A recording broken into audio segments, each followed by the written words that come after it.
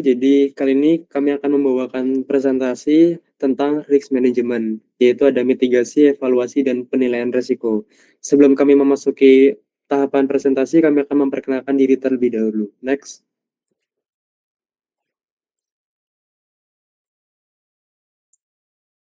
Dengan saya sendiri di sini F. Maiswara Jivira Kanoko dengan NIM akhiran 62. Saya Putu Kevin Setiawan dengan akhiran NIM 54. Saya Iwan Bagus Satria Putra Pratama dengan akhiran NIM 56. Saya Anin Pramudita dengan akhiran NIM 58. Saya Jihanada dengan akhiran NIM 60. Oke, next.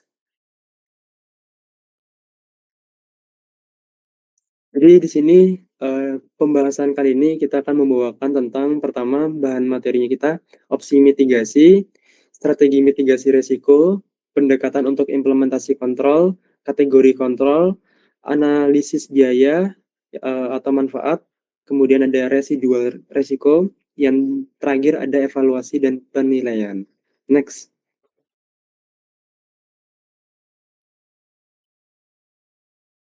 Oke, lanjut. Bisa dilanjut sama rekan saya. Oke, jadi di sini saya akan menjelaskan apa sih itu mitigasi risiko. Mitigasi risiko pada dasarnya adalah suatu proses pengambilan keputusan dan tindakan strategis untuk mengelola risiko yang telah diidentifikasi melalui implementasi kontrol keamanan yang tepat dengan mempertimbangkan aspek biaya, efektivitas, dan dampak terhadap misi dari suatu perusahaan, sehingga risiko dapat dikurangi sehingga mencapai tingkat yang dapat diterima oleh suatu perusahaan itu. Lalu selanjutnya, sini saya akan menjelaskan terkait opsi dari mitigasi risiko. Apa sih itu? Jadi, opsi mitigasi risiko itu adalah suatu hal yang dapat dicapai melalui beberapa pendekatan yang disesuaikan dengan kondisi, kemampuan, dan kebutuhan dari suatu perusahaan. Di sini terdapat 6 opsi, di mana hal ini dapat ditentukan oleh suatu perusahaan baik secara individual maupun kombinasi untuk mengurangi risiko misi, dari suatu misi ke tingkat yang dapat diterima. Jadi prinsipnya itu yaitu memiliki tujuan dan misi organisasi yang harus dipertimbangkan dalam memilih opsi mitigasi, tidak praktis untuk mengatasi semua risiko yang teridentifikasi, prioritas harus diberikan kepada pasangan ancaman yang kerentanannya berpotensi menyebabkan dampak yang signifikan. Jadi intinya itu, opsi mitigasi itu menyediakan alternatif dari pengelolaan risiko yang fleksibel dan praktis. Sini kita masuk ke opsi yang pertama, yaitu asumsi risiko atau risk assumption. Jadi asumsi risiko ini adalah suatu opsi mitigasi dengan menerima potensi risiko yang melanjutkan operasi ke sistem teknologi informasi atau mengimplementasikan kontrol untuk menurunkan risiko ke tingkat yang dapat diterima. Karakteristiknya itu asumsi risiko itu seperti kita menerima ekspektasi dari risiko itu. Tindakannya dapat seperti melanjutkan operasi dengan atau tanpa kontrol tambahan. Kapan sih kita menggunakan asumsi risiko? Jadi kita menggunakannya ketika biaya implementasi kontrol lebih besar dari potensi kerugian. Risiko berada pada tingkat yang dapat diterima dari suatu organisasi. Dapat risiko tidak signifikan terhadap misi utama. Dan yang terakhir, sumber daya terbatas dan ada prioritas risiko lain yang lebih tinggi. Contohnya itu seperti menerima risiko serangan DDoS yang ringan pada sistem non-kritikal, lalu melanjutkan penggunaan software lama dengan pemantauan yang ketat, dan menerima risiko kehilangan data minor dengan backup yang memadai. Yang kedua itu ada penghindaran risiko atau risk avoidance. Jadi, penghindaran risiko ini adalah opsi mitigasi dengan menghindari risiko dengan menghilangkan penyebab atau konsekuensi dari risiko yang akan terjadi.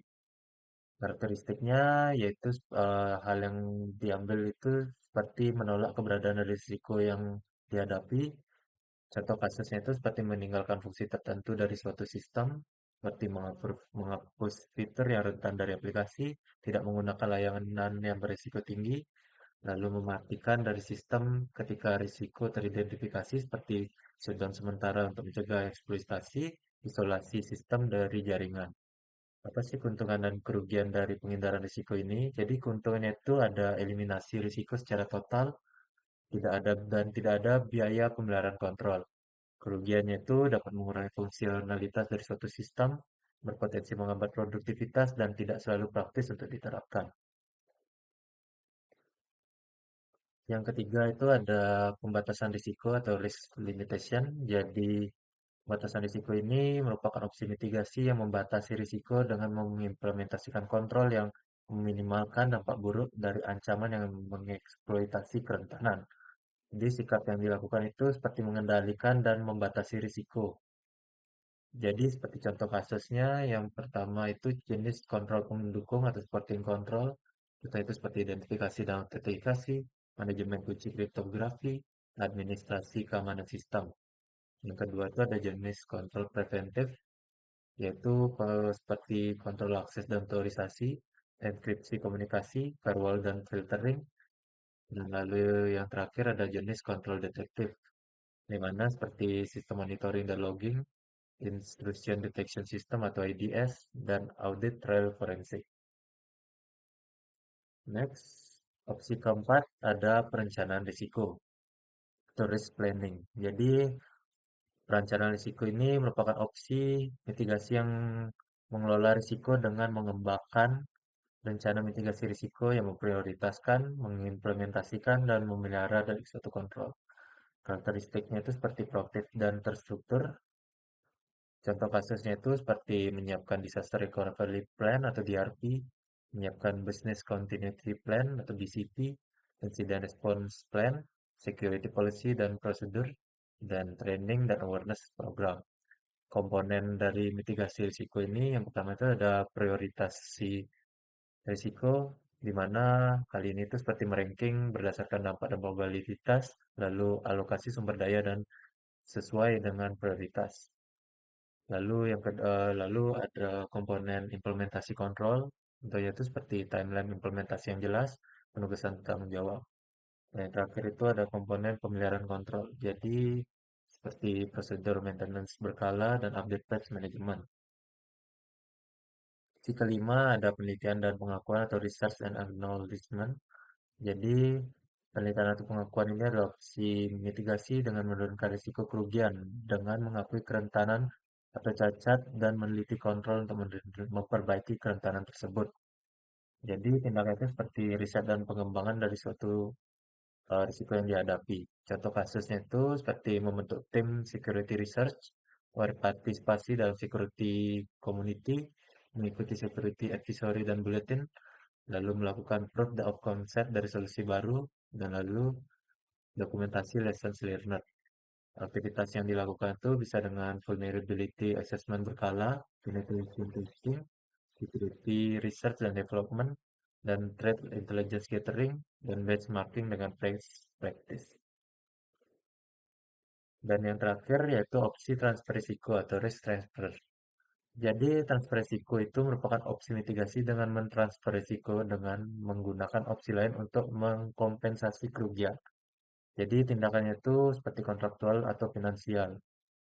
Contoh kasusnya itu seperti membeli cyber insurance untuk memproteksi finansial, outsourcing security monitoring ke MSSP, menggunakan cloud service dengan shared responsibility, dan kontrak dengan vendor untuk mencakup security recruitment.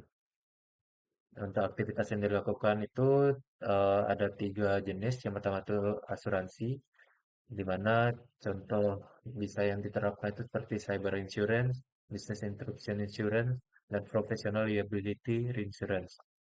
Yang kedua itu yaitu outsourcing. Jadi contohnya itu seperti managed security service, cloud computing service, dan third party maintenance.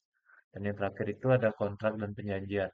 Contohnya itu seperti service level agreement atau SLA, indemnification clauses, dan liability limitation. Nah, jadi kesimpulannya itu dari opsi mitigasi ini merupakan eh, memiliki tujuan untuk mengurangi risiko ke tingkat yang dapat diterima dan bukan menghilangkan risiko secara total. Poin pentingnya itu tidak ada solusi universal dari setiap opsi yang memiliki kelebihan dan keterbatasan. Kombinasi opsi seringkali lebih efektif daripada pendekatan tunggal. Pilihan opsi harus diselaraskan dengan tujuan dan misi organisasi. Evaluasi secara berkala diperlukan karena trade landscape yang dinamis. dokumentasi dan komunikasi opsi yang dapat dipilih untuk kepentingan dari stakeholder. Itu aja dari saya. Selanjutnya akan dilanjutkan oleh teman saya. Di sini saya akan menjelaskan tentang strategi mitigasi risiko. Di sini ada pendekatan utamanya. Yang pertama itu ada avoidance atau menghindari risiko. Yang kedua itu ada reduction atau mengurangi risiko. Yang ketiga itu ada transfer atau mengalihkan risiko. Yang terakhir itu ada accepted atau menerima risiko. Next. Nah, di sini secara lebih jelasnya itu yang pertama itu ada avoidance. Itu menghilangkan aktivitas yang berisiko tinggi. Contohnya itu tidak mengembangkan produk yang terlalu kompleks. Yang kedua ada reduction atau mengurangi. Di sini mengambil langkah untuk mengurangi kemungkinan atau dampak risiko. Nah, contohnya itu melatih karyawan menggunakan sistem keamanan tambahan. Yang ketiga itu ada transfer atau mengalihkan. Di sini memindahkan risiko ke pihak lain, biasanya melalui asuransi atau outsourcing. Contohnya itu asuransi kebakaran, kontrak vendor. Keempat itu ada accepted atau menerima. Menerima risiko dengan sadar jika biaya rendah atau dampaknya kecil. Contohnya itu risiko keterlambatan minor dalam proyek. Next. Nah, di sini ada beberapa contoh penerapan strategi. Yang pertama itu ada serangan cyber, itu strategi mitigasinya ada reduction, dan penjelasan itu instalasi firewall dan pelatihan keamanan. Yang kedua ada bencana alam, strategi mitigasinya ada transfer. Penjelasannya di sini adalah asuransi properti dan bisnis. Yang ketiga ada proyek gagal, dan strategi mitigasinya adalah avoidance. Di sini tidak menjalankan proyek tanpa feasibility study. Next. Di sini ada beberapa faktor pendukung efektivitas mitigasi. Yang pertama ada dukungan manajemen, yang kedua evaluasi berkala, yang ketiga ada sistem monitoring yang baik, dan yang terakhir ada kesiapan tim dan SOP darurat. Next. Dan di sini ada tantangan dalam mitigasi. Yang pertama itu ada keterbatasan anggaran, yang kedua ada kurangnya data, yang ketiga ada perubahan lingkungan eksternal, yang terakhir itu ada resistensi perubahan dari internal. Next.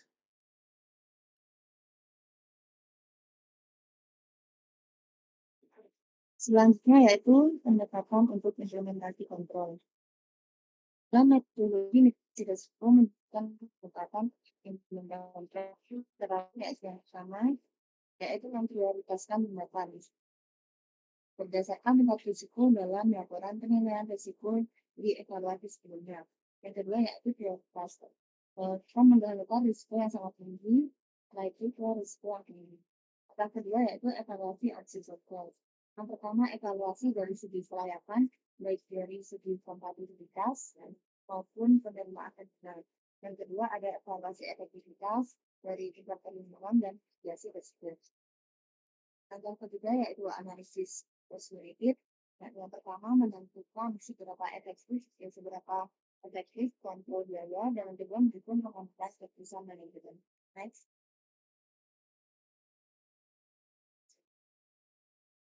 Langkah keempat yaitu dari control berdasarkan pada hasil analisis cost benefit sebelumnya. Yang kedua yaitu dari control paling dan berakhir. Langkah kelima yaitu mendapatkan tanggung jawab. Yang pertama identifikasi personal dan visual dan akan diberikan termotor.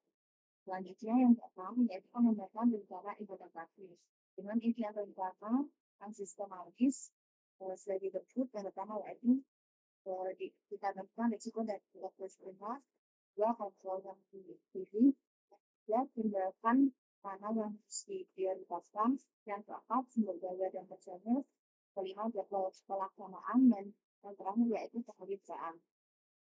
Yang terakhir angka ketujuh efektivitas kontrol. Yang pertama yaitu mengimplementasikan kontrol yang tinggi, dan mungkin di sini resiko sistemik tak ada.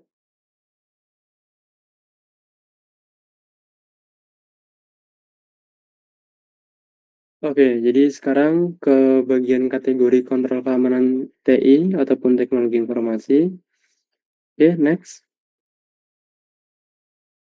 Jadi kita wajib memahami konsep dasar dari kontrol keamanan teknis terlebih dahulu. Tujuannya adalah itu mengimplementasikan kontrol keamanan teknis, manajemen, dan operasional secara kombinasi untuk memaksimalkan efektivitas perlindungan sistem teknologi informasi. Jadi dibagi menjadi 3, di sini ada fokus, efektivitas, dan yang terakhir ada fleksibilitas. Next. Kemudian di sini ada 3 kategori utama kontrol, yaitu yang pertama ada kontrol teknis, yang dimana kontrol itu berbasis menggunakan teknologi yang dikonfigurasikan untuk melindungi dari ancaman tertentu. Yang kedua di sini ada kontrol manajemen, yang dimana kontrol administratif untuk mengelola dan mengurangi resiko organisasional. Dan yang terakhir ada kontrol operasional, yang dimana ini prosedur untuk melakukan standar melakukan penggunaan teknologi informasi sehari-hari. Next. Oke, di sini untuk yang pertama kontrol keamanan teknis. Jadi di sini ada dibagi menjadi 3, kontrol pendukung yang dimana ini untuk supporting, dan identifikasi utamanya itu untuk mengidentifikasi unik pengguna, proses, dan sumber daya. Kemudian untuk manajemen kunci kriptografinya itu pengelolaan kunci enkripsi yang aman. Kemudian administrasi keamanan itu menggunakan sistem sesuai kebutuhan. Kemudian perlindungan sistem itu menggunakan fondasi kepercayaan implementasi yang teknis. Kemudian untuk kontrol preventif itu autentikasi itu menggunakan verifikasi identitas pengguna. Kemudian otorisasi manajemen hak akses dan izin. Kemudian ada kontrol akses penegakan integritas dan kerahasiaan data. Kemudian ada non-repudisiasi itu mencegah penyangkalan transaksi. Dan di sini ada bagian terakhir itu ada kontrol deteksi dan pemulihan.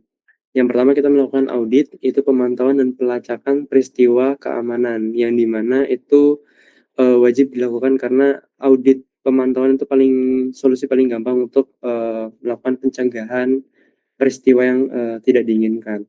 Kemudian ada deteksi intrusi, yang dimana identifikasi pelanggaran keamanan. Kemudian ada bukti keutuhan, itu dimana ada analisis integritas sistem. Dan yang terakhir ada pemulihan status aman ataupun restore ke kondisi yang aman. Next. Di sini ada kontrol keamanan manajemen, yang dimana kontrol preventifnya itu ada penugasan tanggung jawab, jadi memastikan keamanan yang memadai. Jadi ini wajib ada SOP-nya, yang dimana keamanan SOP-nya itu gimana. Kemudian ada rencana keamanan sistem, pengembangan dan pemeliharaan.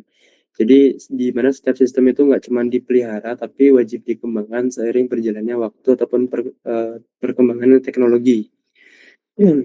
Kemudian ada kontrol keamanan personel, yang dimana itu manajemen SDM keamanan, yang ini wajib karena SDM itu juga perlu melakukan pelatihan dan juga pengembangan dari sistem tersebut.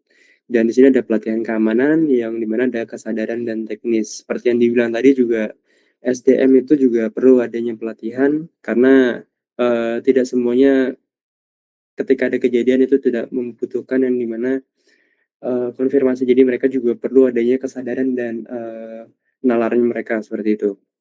Dan di sini ada kontrol deteksi, itu ada screening personel, izin dan investigasi latar belakang. Jadi ini berguna untuk ngecek ada permasalahan apa sebelumnya. Kemudian ada tinjauan berkala, itu review kontrol keamanan yang rutin. Ini juga sangat penting karena kita nggak tahu besok akan terjadi apa, jadi wajib dikontrol setiap harinya. Kemudian ada audit sistem, itu pemeriksaan sistem berkala. Ini seperti yang tadi juga. Kemudian ada manajemen risiko berkelanjutan, itu monitoring risiko ongoing. Jadi ini juga harus dipersiapkan risiko yang akan datang itu seperti apa. Kemudian di yang terakhir ada kontrol pemulihan, ini berkesinambungan tentang operasi, itu rencana kontinuitas bisnis. Jadi ini juga penting bagi berjalannya bisnis untuk kedepannya seperti apa. Dan ada respon insiden, kemampuan handling insiden keamanan. Jadi kita wajib bisa merespon insiden keamanan yang terjadi itu seperti apa, dan respon maupun tindakan kita itu seperti apa. Next. Dan di sini ada yang ketiga itu ada kontrol keamanan operasional. Jadi kontrol preventif yang dilakukan itu ada kontrol media data, itu ada akses dan pembuangan media. Jadi aksesnya siapa dan pembuangan media yang tak terpakai itu kemana nanti. Itu juga penting karena biar resource-nya tidak terpakai terus. Kemudian ada distribusi data eksternal, itu ada pembatasan distribusi.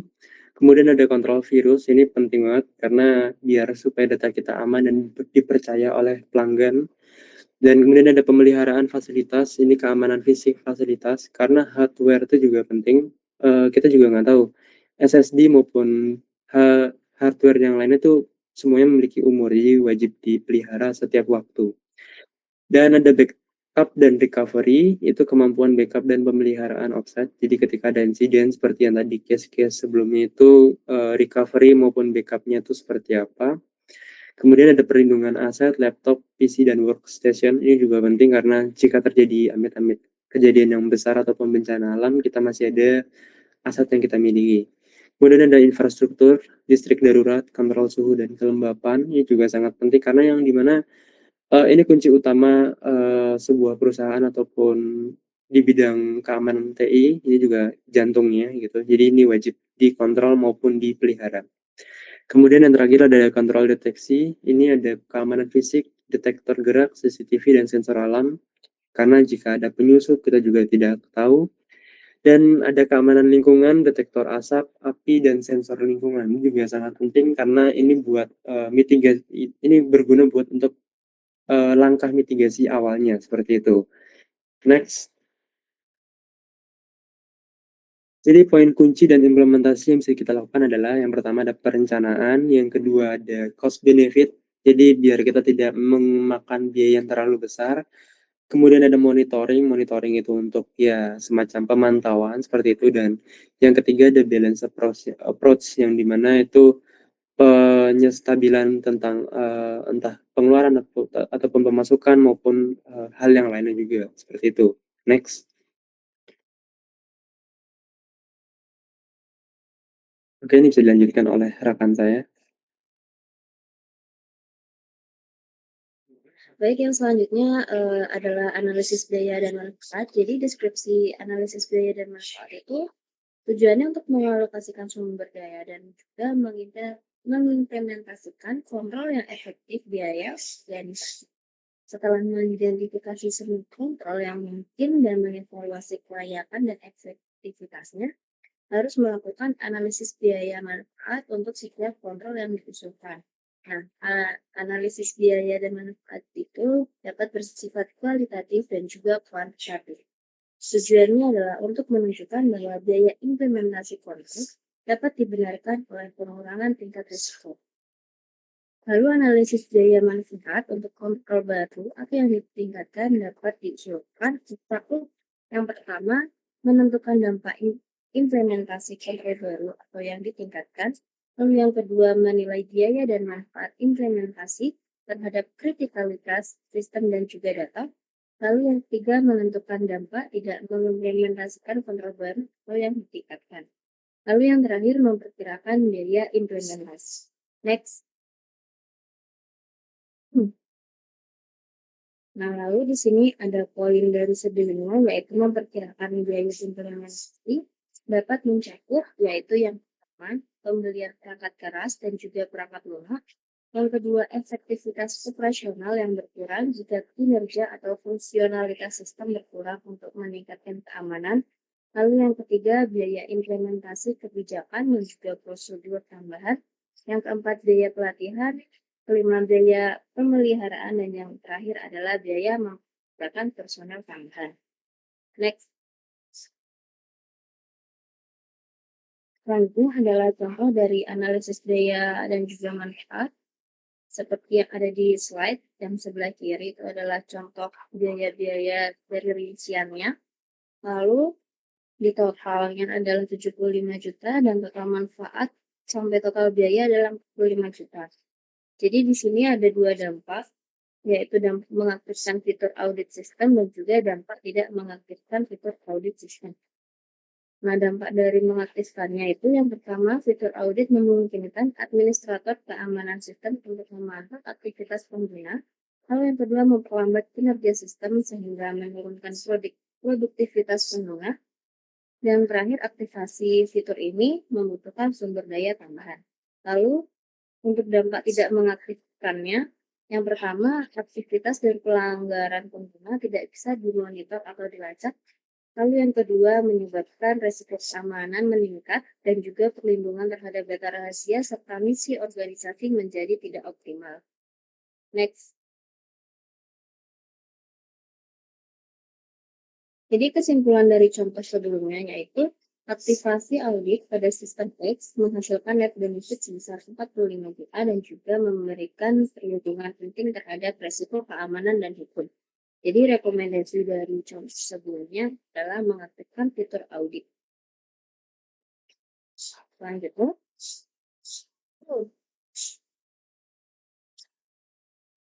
Next. Jadi yang berikutnya adalah residual risk, di mana residual risk ini adalah organisasi yang dapat menganalisis tingkat pengurangan resiko yang dihasilkan oleh kontrol baru atau yang ditingkatkan dalam hal kemungkinan ancaman yang besar atau dampak. Dua parameter yang menentukan tingkat resiko yang dikurangi terhadap misi organisasi. Nah, di sini ada implementasi kontrol baru atau yang ditingkatkan dapat mengurangi resiko dengan menghilangkan beberapa kerentanan sistem atau cacat dan kelemahan, lalu menambahkan kontrol yang ditargetkan untuk mengurangi kapasitas dan motivasi sumber ancaman, lalu yang terakhir adalah mengurangi besarnya dampak. Next.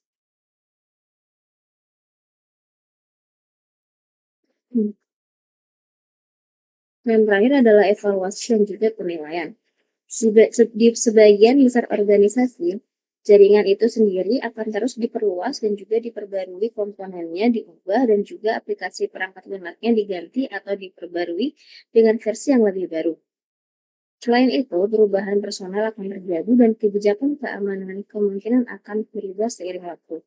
Nah, perubahan personal ini berarti bahwa resiko baru akan muncul dan resiko yang sebelumnya dikurangi mungkin kembali menjadi perhatian. Dengan demikian, proses manajemen risiko bersifat berkelanjutan dan juga berkembang. Nah, ada beberapa praktik keamanan yang baik, yaitu proses penilaian risiko biasanya diulang setidaknya setiap 3 tahun untuk lembaga federal, sebagaimana diamanatkan oleh OMB Circular Act 130. Namun, manajemen risiko harus dilakukan dan diintegrasikan dalam SDLC untuk sistem TI, bukan karena diwajibkan oleh inspektur laporan, tetapi karena ini adalah praktik yang baik dan juga mendukung tujuan bisnis atau misi organisasi. Lalu ada kunci keberhasilannya. Program manajemen risiko yang sukses akan bergantung pada yang pertama ada komitmen manajemen senior, lalu yang kedua dukungan penuh dan partisipasi tim TI. Yang ketiga ada kompetensi tim penilaian risiko, yang keempat ada kesadaran dan kerjasama anggota komunitas pengguna, dan yang terakhir ada evaluasi dan penilaian berkelanjutan terhadap risiko terkait TI misi.